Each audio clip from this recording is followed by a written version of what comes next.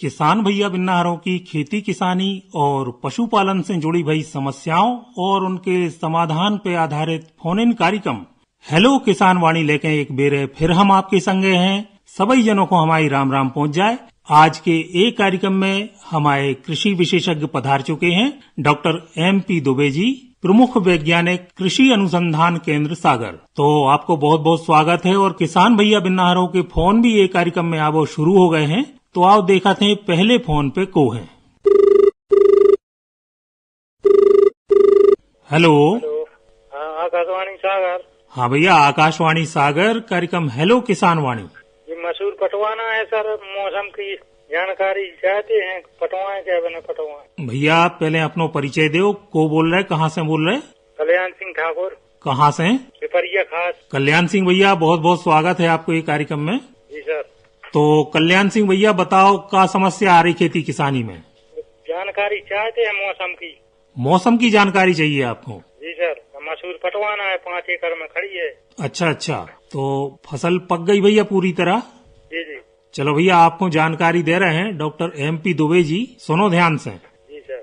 किसान भाइयों का एक प्रश्न बार बार आता है कि मौसम का जो रुख है बदलता हुआ, उसमें वो उनकी फसल मुख्य रूप से मसूर, उसकी कटाई कहीं हो चुकी है, कहीं चल रही है और कहीं होने वाली है। इस मौसम को देखते हुए वो क्या निर्णय लें, क्या करें?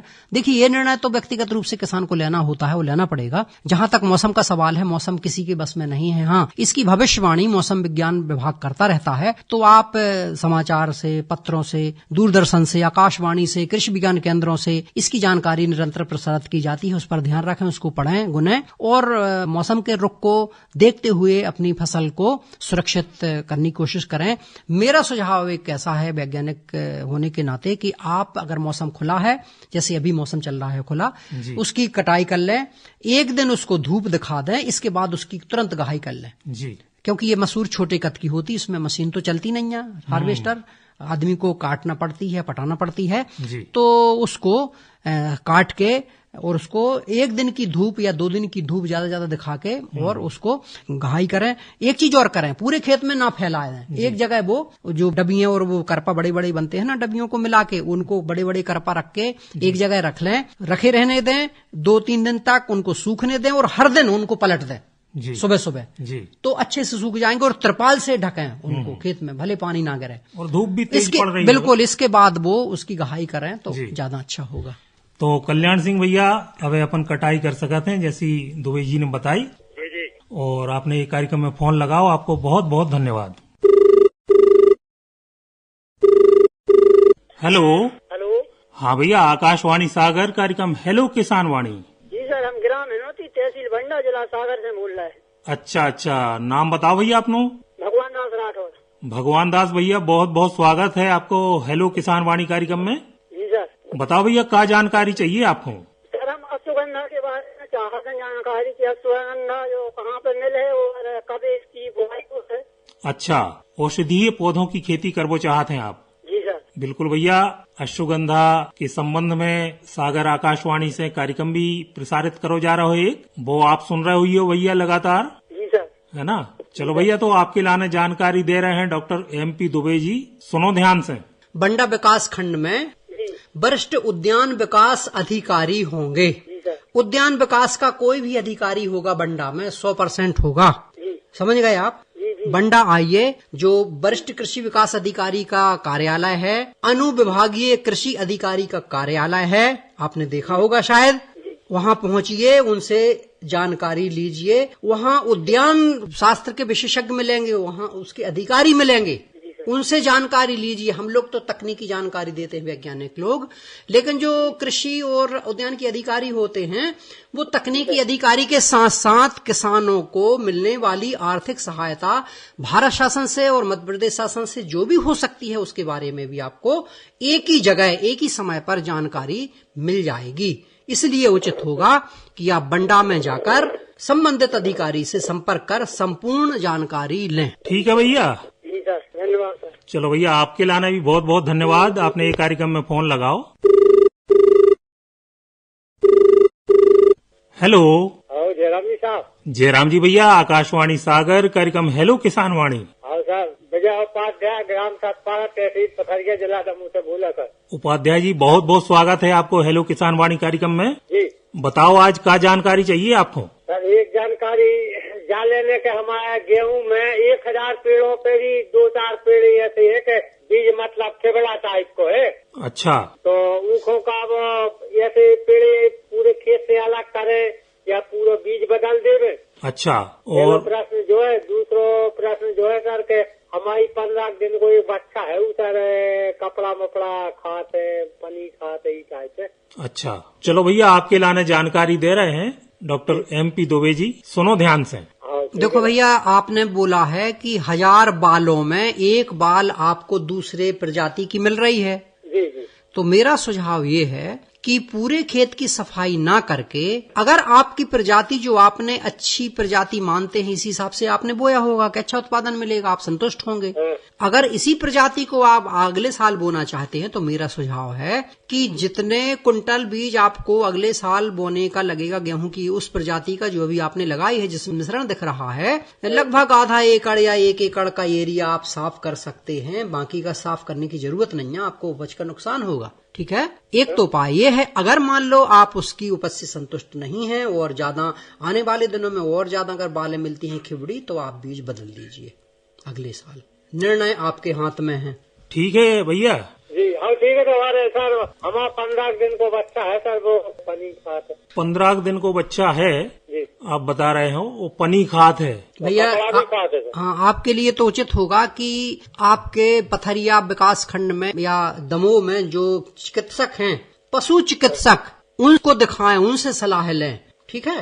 और भैया वो पनी खावे से बचाएं। हाँ, लेकिन चिकित्सक को दिखाना जरूरी है। ठीक है। बिही में फल कम लगे ऐसा जो हो सर बता दी। बिल्कुल बिल्कुल बताएंगे। देखो भैया, बिही हो चाहे नींबू हो चाहे कोई भी फल वृक्ष हो, ऐसा होता है कि अगर हमारे फसल की, पौधे की, हमारी सबकी खुराक अच्छी है, संतुलित है, समय पे हमको संतुलित पोषण मिलता है, भोजन मिलता है, तो हमारे शरीर की, चाहे पौधे का शरीर हो चाहे हमारा हो, पशु का हो, उनकी बढ़वार समय पे सही होती है और जो भी प्रक्रियाएं हमारे उसमें जीवन में होती हैं वो सुचारू रूप से चलती हैं। इसी प्रकार से फल वृक्षों का सवाल है, आप कम से कम साल में 4 बार, हर 3 महीने में, जैसे बिही का पौधा है कितने वर्ष का है? 2 साल को। 2 साल का। तो लगभग उसमें एक काम करिए, 3 फीट छोड़ के, 1 मीटर छोड़ के, 3.25 फीट छोड़ के गोल गोल नाली खोद लीजिए, 1.5 फीट गहरी और 1 फीट चौड़ी। उस मिट्टी में आप 10 किलो अच्छी बढ़िया पकी हुई गोबर की खाद, आधा किलो DAP, 1 पाव पोटास और 1 पाव आपका यूरिया, और लगभग 10 से 15 ग्राम कोई इंसेक्टिसाइड जो दानेदार हो या पाउडर रूप में हो या तरल हो, तो उस मिट्टी में मिला के ये सामग्री, और उस मिट्टी में उस जो नाली हमने बनवाने की बात कही है, जो नाली बनेगी उसमें ये सामग्री मिला के पुनः उसको भर दें और हल्की सिंचाई कर दें। लेकिन अगर बिही के पौधा अभी लगे हैं तो अभी मतलब फूल तो झड़ गए होंगे, फल आ गए हैं, तो आप ये प्रक्रिया अभी कर सकते हैं, कोई नुकसान नहीं होगा। बिही का झड़ना रुक जाएगा, फलों का आकार भी बढ़ेगा, और ये प्रक्रिया वर्ष में 3 से 4 महीने के बाद हर फल वृक्ष में आपको अपनाना चाहिए, तब आपको भरपूर फसल मिलेगी, स्वस्थ फसल मिलेगी। अच्छा, साल में 2 बार फलती है सर, एक बार साथ में, एक 3 बार दे दीजिए, 4-4 महीने के अंतर से दे दीजिए। बिल्कुल। फूल अलग का दो चाहिए। और कोशिश ये करें कि जो बरसात में फूल आते हैं उनको निकाल दीजिए, है ना। वो फसल, उसमें कीड़े ज्यादा लगते हैं, वो फसल अच्छी नहीं मानी जाती। इस सीजन की फसल अच्छी मानी जाती है। ठीक है उपाध्याय जी। ठीक है साहब। जयराम जी। जयराम जी भैया, बहुत बहुत धन्यवाद, आपने ये कार्यक्रम में फोन लगाओ। और भैया बिन्ना हरो, आओ अब सुनते हैं चंद्रभूषण पाठक को गाओ भाव जो बसंत गीत। और बीत रही शर ऋतु लगत है बसंत, रसवारी के भौरा रे। अरे बीत गई शर ऋतु लगने है बसंत, रसवारी के भौरा रे। बीत गई शर ऋतु लग गई बसंत, रसवारी के भौरा रे।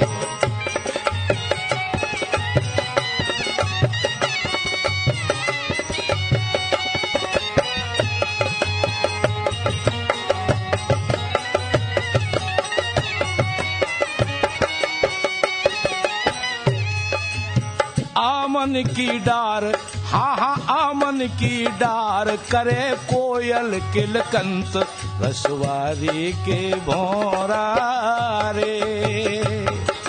बीत गई शिशिर ऋतु लगत है बसंत, रसवारी के भौरा रे।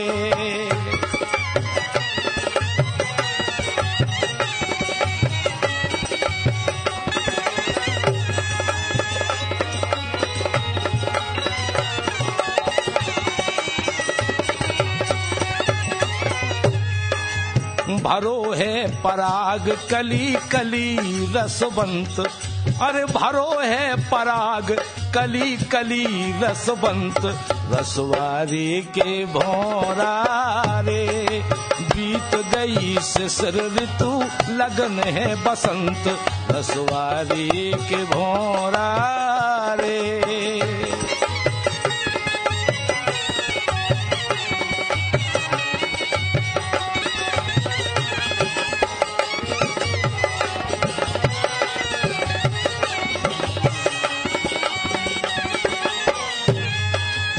डंका मनोज जू को बजो दिग दिगंत, अरे डंका मनोज जू को बजो दिग दिगंत, रसवारी के भौरा रे। अरे बीत गई शिशिर ऋतु लगत है बसंत, रसवारी के भौरा रे।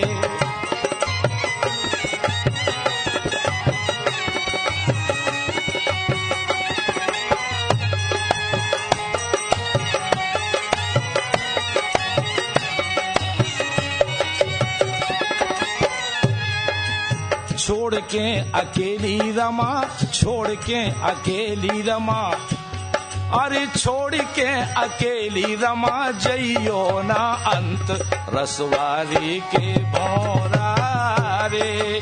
बीत गई शिशिर ऋतु लगत है बसंत, रसवारी के भौरा रे। अरे आमन की डार करे कोयल किलकंत, रसवारी के भौरा रे। बीत गई शिशिर ऋतु लगत है बसंत, रसवारी के भौरा रे। बीत गई शिशिर ऋतु लगत है बसंत, रसवारी के भौरा रे। हेलो हेलो किसान वाणी सर। बिल्कुल भैया, हेलो किसान वाणी आकाशवाणी सागर। नमस्कार सर। नमस्कार भैया, अपनो परिचय दें। अनंतराम कुशवाहा बोल रहा सर, खजांची की बात जिला दमोह से सर। अच्छा अच्छा। एक समस्या है सर, वो कटहल की समस्या है सर। वो आप कटहल के पेड़ लगे 4-5 ठोले, उसमें बहुत ज्यादा फल भी आया सर, उसमें लाल रंग का कीड़ा लग रहा सर। उससे नुकसान तो नहीं होगा कुछ ना? आप दवाई बताओ कुछ। नहीं नहीं, कोई दवाई नहीं है। उसकी सब्जी खाते हैं, कोई हम रसायन का उपयोग नहीं बताएंगे। उसको निकाल लीजिए फलों को, उसमें छेद दिखेंगे और फूल आते जाएंगे, अगले फल लगते जाएंगे। सभी किसान भाइयों के लिए वैज्ञानिकों की तरफ से ये सलाह दी जाती है। बार बार फिर से मैं सलाह दे रहा हूँ कि जब भी फल वृक्षों में फूल की अवस्था हो, आप सावधानी के तौर पर, मतलब एडवांस में पहले से ही अच्छे दैहिक कीटनाशी का छिड़काव कर दें उस फल वृक्ष पर जिसमें फूल आना शुरू हुए हों या शुरू होने वाले हों। क्या होगा कि उस पेड़ की पत्तियां जहरीली हो जाएंगी, उसमें वो रसायन चला जाएगा जो आप छिड़केंगे। जब उस पे कोई भी मादा या नर जो कीड़ा उस पे लगता है, वो जब उस पत्ती का सेवन करेगा या रस चूसेगा तो वो समाप्त हो जाएगा। दूसरी चीज, खाने के पहले ही वो कीड़ा उस वृक्ष पर नहीं बैठेगा, भोजन नहीं करेगा, पत्ती नहीं खाएगा, रस नहीं चूसेगा, थोड़ा बहुत खाएगा, कड़वी लगेगी, वो बाहर हो जाएगा, भग जाएगा। अभी कोई किसी भी, चाहे सब्जियां हों चाहे फल वृक्ष हों, अगर उसमें फल आना शुरू हो गए हैं तो हमारे किसान भाइयों को सलाह दी जाती है किसी प्रकार का कीटनाशी का छिड़काव वर्जित है, बिल्कुल नहीं डालें। हाँ, आप हर हफ्ते नीम का काढ़ा खुद बना के घर में बिना पैसों का उसका छिड़काव कर सकते हैं। 1 लीटर में 5 मिलीलीटर काढ़ा, एक पंप में 75 से 80 मिलीलीटर नीम का काढ़ा। अगर काढ़ा नहीं बना पाते हो, चाहते हो कि स्टोर की दवाई लें, तो भैया नीम का तेल खरीद के इसी अनुपात में छिड़काव करें हर हफ्ते 10 दिन में, तो कीड़ा कि जो सांद्रता है उसका आक्रमण है कम होगा। जो कीड़े लग चुके हैं वो तो खत्म नहीं होंगे क्योंकि वो तो फल के अंदर रहते हैं सुरक्षित। इस प्रकार का आप उपाय कर सकते हैं। रसायन तो दवाई को तो हम प्रयोग करते ही नहीं। बिल्कुल अच्छी बात है, बहुत अच्छी बात है। आप मठा डालें, आप नीम डालें, तमाम प्रकार के उपाय कर लें। देखिए कीड़ा नहीं मरेगा इस अवस्था में, चूंकि वो कीड़ा अंदर रहता है। मादा जैसी निषेचन होता है, फल बनने की प्रक्रिया प्रारंभिक तौर पर 1-2 दिन के भीतर जो होती है ना, उसी टाइम पे ये मादा मक्खी अंडा देती है। इतना महीन होता है वो अंडा के उसमें दिखता भी नहीं है बिना दूरबीन के। जैसे जैसे फल आकार लेता है वैसे वैसे इल्ली अपना आकार लेती है। 5-6 दिन में वो अंडा फूट जाता है, इल्ली बन जाती है। जब आप फल तोड़ते हैं तो उसमें वो निकलता है कीड़ा। हमारे किसान भाई कहते ना कि हमारी कटहल करऊ हो गई या बिही करऊ हो गई, मतलब ये है कि आपने पहले से सावधानी नहीं रखी। तो शुरुआती अवस्था में जैविक कीटनाशी डालने भैया। ठीक है सर। चलो बहुत बहुत धन्यवाद, आपने एक कार्यक्रम में फोन लगाओ। Hello. Hello sir, Akashvani sir. हाँ भैया, आकाशवाणी सागर, कार्यक्रम हेलो किसान वाणी। जी सर, राममिलन बोल रहे हैं हमारे संजरा से। बहुत बहुत स्वागत है राममिलन भैया। जी सर। बताओ भैया, क्या जानकारी चाहिए आपको? सर जी भटा लगे हमारे, थोड़ी सी भटा कुकरा से लग रहा है, फूल भी जा फल नहीं रहा है। अच्छा। और पूरा जल कार्य होगा सर, अब फल ही नहीं, फूल आ रहा हो। अच्छा। और फूल भी चल रहा, बीजे पड़ रहा है। बीज उपचार करो तो भैया के नहीं? सर बीज उपचार तो करो तो मैंने पुड़िया ही बार ले आए थे, उपचार था तो। अच्छा अच्छा, चलो भैया आपको जानकारी दे रहे हैं डॉक्टर MP दुबे जी, सुनो ध्यान से। भैया एक काम करो, आपका प्रश्न आ गया है जी। कितने दिन से फूल आ रहे हैं? सर पूरा 3 महीना हो गए। अब फल नहीं बन रहे हैं फूल से? फल छोटे छोटे बना था, झड़ जाते। हाँ, ऐसा बोलो कि फल झड़ रहे हैं। जी सर। है ना? तो देखिए, फल झड़ने के मुख्य रूप से 3 कारण हो सकते हैं। एक तो पानी भरा रहता हो भटोई में, पहला कारण। नहीं सर, पानी तो किसी के संग में लगता है 20-22 दिन में। हाँ, पानी भरने की संभावना नहीं रहती आपके, है ना? नहीं, लंबे समय तक है। जी सर। चलो कोई बात नहीं। दूसरा कारण होता है, आप बारीकी से देखें, सफेद कलर के, हरे कलर के भुनगे सैकड़ों की तादाद में लगे रहते हैं, प्रसूषक कीट, उससे भी फूल झड़ते हैं और फल झड़ते हैं। देखिए, एक काम करिए, आप उसको निगरानी ठीक से करिए और ऐसा प्रतीत होता है कि आपकी भट्टे में, जैसे सोयाबीन में गर्डल बीटल लगता है, भट्टे में भी लगता है। जी सर। पत्ते तो नहीं सूख रहे बीच बीच में? हाँ सर, पेड़ तना सूख जाता है। हाँ, उसमें वो कीड़ा लगा है जो सोयाबीन में लगता है, गर्डल बीटल। जी सर, डुड़का कहते हैं इसको। भैया अब आप बहुत लेट हो गए हो, अब कोई रसायन नहीं डाल सकते हो, ये आपको फूल आने के पहले डालना था। जी सर। चूंकि उसमें भटे लगे हैं और अभी 100% तो झड़ते नहीं होंगे। नहीं सर। हाँ, तो हम सलाह नहीं देंगे कि आप रसायन डालें, लेकिन आने वाले सालों में ये ध्यान रखना कि जब भी फूल आने की अवस्था हो, बॉडी लगे, बढ़िया एक इंसेक्टिसाइड का छिड़काव पहले से कर दो। ये मान के चलो कि गर्डल बीटल लगेगा, उसमें फुंदके लगेंगे, है ना, मच्छर लगेंगे, तो पहले से डाल दो। फिर आपको पूरे जीवन काल में कीटनाशी डालने की जरूरत नहीं है। अभी वर्तमान में आप एक काम करिए, हर 8वें दिन नीम का काढ़ा डालते रहिए, तो फल झड़ने की प्रवृत्ति कम होगी, कीड़ा कम आक्रमण करेंगे और आपको फसल कुछ न कुछ मिल जाएगी। रसायन मत डालिए बिल्कुल। जी सर, जी सर। ठीक है राममिलन भैया। ठीक है सर। जयराम जी की सर। जयराम जी, बहुत बहुत धन्यवाद, आपने एक कार्यक्रम में फोन लगाओ। हेलो। हाँ भैया, आकाशवाणी सागर, कार्यक्रम हेलो किसान वाणी। मंदाबादी से सत्यम बोल रहे हैं। अच्छा, सत्यम भैया, बहुत बहुत स्वागत है आपको ये कार्यक्रम में। बताओ भैया, क्या जानकारी चाहिए आपको? कह रहे हैं गोबरा लग जाती है। हाँ, अभी ऐसे कर सकते, मतलब गर्मियों से। बिल्कुल भैया, आपके लाने जानकारी दे रहे हैं डॉक्टर दुबे जी, सुनो ध्यान से। हाँ भैया, उगरा में क्या जानना चाहते हो?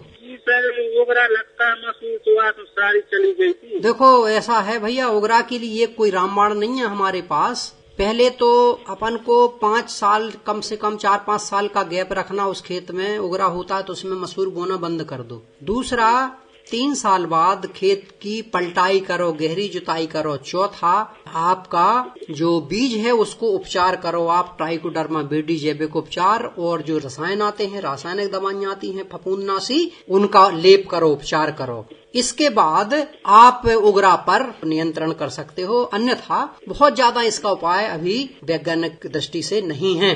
नई प्रजातियां बोने की कोशिश करें, उसमें इस रोग को सहन करने की क्षमता होती। लेकिन ये क्योंकि रोग मिट्टी से फैलता है, अगर एक बार आपका खेत बीमार हो गया, उगरा के लिए उगराग्रस्त हो गया, तो फिर बड़ी मुश्किल होती है। इसलिए इन चीजों का ध्यान रखें। 4-5 चीजें आपको एक साथ करना पड़ेगी, इंतजार करना पड़ेगा। उसमें आप मत बोइए वो फसल, सबसे अच्छा तरीका वही है जी। पलट के फसल बोएं। बिल्कुल नहीं, 3-4 साल 5 साल बाद बोइए। 2 साल में भी कुछ नहीं होगा, कम से कम 5 साल 4-5 साल का गैप रखना पड़ेगा जी। और 3 वर्ष में आपको गहरी जुताई करना पड़ेगी, नया बीज लाना पड़ेगा हर दूसरे तीसरे साल, और बीजोपचार। ये 4 उपाय आपको एक साथ करना पड़ेंगे। ठीक है सत्यम भैया। नमस्ते सर। नमस्ते भैया, बहुत बहुत धन्यवाद, आपने ये कार्यक्रम में फोन लगाओ। और भैया बिन्नाहरो, अब सुनते हैं राम कुमार प्रजापति को गाओ भो जो बसंत गीत।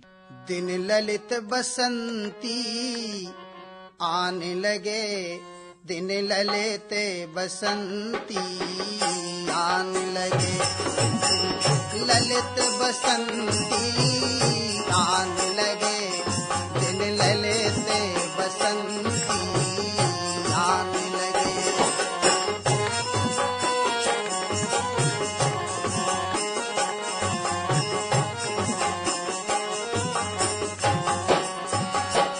सो हरे पात्र दिए रान लगे, हाँ हरे पात्र दिए रान लगे, दिन ललित बसंती आन लगे, दिन ललित बसंती आन लगे, दिन ललित बसंती आन लगे।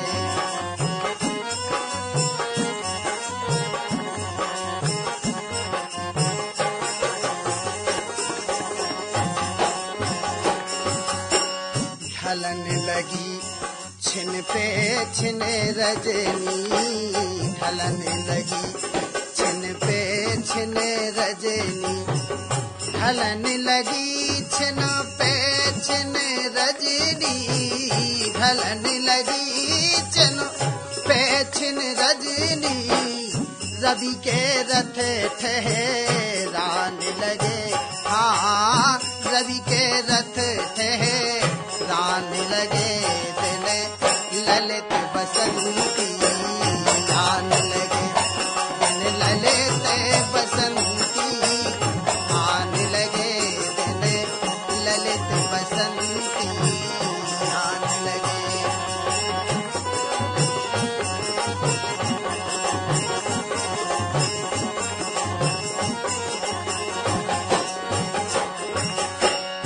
आमन मोर मोर के रे गए, आमन मोर मोर के रे गए, आमन मोर मोर के रे गए, आमन मोर मोर के रे गए, मोर भंवर मड़े रान लगे, हाँ मोर भंवर मड़े रान लगे, दिन ललित बसंती आन लगे, दिन ललित बसंती आन लगे, दिन ललित बसंती आन लगे।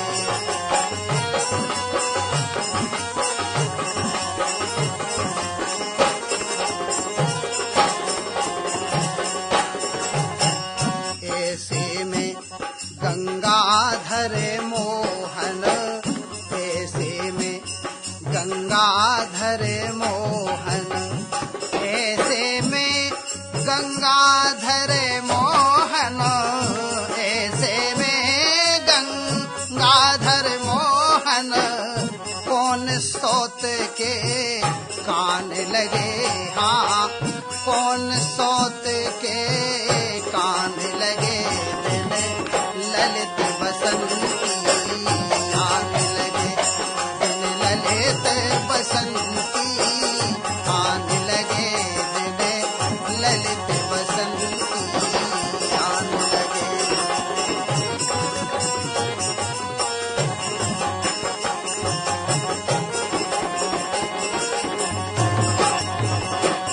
हरी हरे पात्र पिए रान लगे, हाँ हरे पात्र पिए दिने ललित बसंती आन लगे, दिन ललित बसंती आन लगे, दिने ललित बसंती आन लगे। और डॉक्टर दुबे जी, कार्यक्रम के समापन के पहले हम आपसे जानना चाहते हैं कि अबे रबी की फसलें खासतौर से मसूर और चना में किसान भैया आ रहे हैं, क्या करें? कटाई के लाने बाट देखें कि कब तक कटाई कर सकते हैं? देखो, वैसे जहाँ तक मेरी जानकारी में है, मटर बहुत कम मात्रा में बोई हमारे क्षेत्र में जी। मसूर बहुतायत से बोई है, इवन उसका रकबा हमारे जिले में चने से भी ज्यादा हो सकता है जी। ये दो हमारी दलहनी मुख्य फसलें हैं। और खासकर मसूर की जो कटाई है वो शुरू हो गई है। और कटाई के पहले किसान भाई ध्यान रखें, जो भी प्रजाति आपने बोई है चना में या मसूर में, उसकी आनुवांशिक शुद्धता बनाए रखने के लिए विजातीय पौधे निकाल दें। पूरे खेत में ये प्रक्रिया अपनाए तो अच्छी बात है, ना अपनाए तो कोई बात नहीं।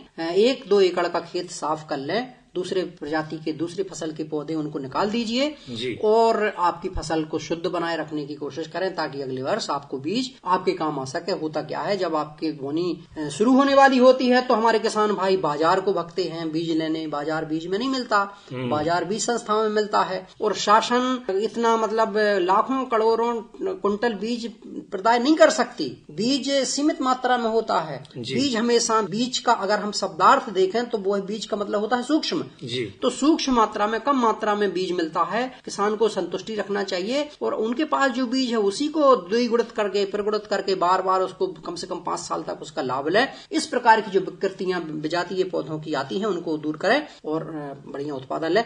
रोगिंग का जो अंतिम समय है, उसके पहले की रोगिंग वानस्पतिक वृद्धि जब होती है, फूल के पहले पहली रोगिंग करना चाहिए किसानों को। पौधे की ऊंचाई, पत्ती का आकार, पत्ती पौधे का कलर या रंग और शाखाओं में फुटान का क्रम, उसका आकार प्रकार। तो पहली प्रक्रिया फूल आने के पहले करें। ये अंतिम प्रक्रिया जब करें जब उसमें फूल आ जाए। तो किसान भैया रहे रोगिंग को महत्वपूर्ण काम इस समय निपटाएं और अपना जो शुद्ध बीज है वो तैयार करें। और दुबे जी, जा भी हम आपसे जानना चाहते हैं कि अबे जैसे जायद को मौसम भी आवे वालो है, तो इमें किसान भैया रहे कैसी का तैयारी रखें जिसमें वे जायद की फसलें अच्छी तरह से ले सकें? देखो भैया, बिल्कुल आपका प्रश्न सही है।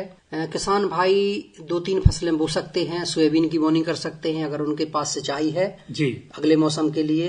दूसरी फसल आपकी मूंग है जो बहुतायत से हमारे किसान भाई लेते हैं। तीसरी फसल भिंडी है जिसकी बुआई करके अतिरिक्त पैसा हमारे किसान भाई कमा सकते हैं जी। चौथी फसलों में बेल वाली सभी फसलें आती हैं, उनकी रोपाई का समय, उनकी बुआई का समय आ गया है। तो किसान अपनी सहूलियत से, अपने बीज की उपलब्धता के आधार पर, उसकी बाजार की आवश्यकता को देखते हुए जिसके लिए उसको 2 पैसे अतिरिक्त मिले, इन फसलों का चयन करके उसकी बोनी कर सकता है। ये बिल्कुल सही समय चल रहा है। किसान भाइयों के यहाँ के खेत लगभग मसूर के खाली हो चुके हैं जी, तो उनके पास जगह है और अभी फरवरी के आखिरी तक हमारे किसान भाई बोनी करेंगे तो उनको इन फसलों का सही लाभ मिलेगा। इवन सोयाबीन भी बोएंगे अगर वो मार्च में, तो उनको बरसात हमारे यहाँ 15 जून के बाद शुरू होती है तो उसका भी लाभ वो ले सकते हैं जी। तो बहुत बहुत धन्यवाद डॉक्टर दुबे जी, इतनी उम्दा जानकारी देवे के लाने। और यही के संगे आज को हेलो किसान वाणी कार्यक्रम इतई संपन्न हो रहा है। चलवे के पहले बता दें कि आज के हमारे कृषि विशेषज्ञ पधारे थे डॉक्टर MP दुबे जी, प्रमुख वैज्ञानिक कृषि अनुसंधान केंद्र सागर। तो आपको बहुत बहुत धन्यवाद। कार्यक्रम को संचालन कर रहे थे हम राजेंद्र नारायण तिवारी। सभी जनों को राम राम।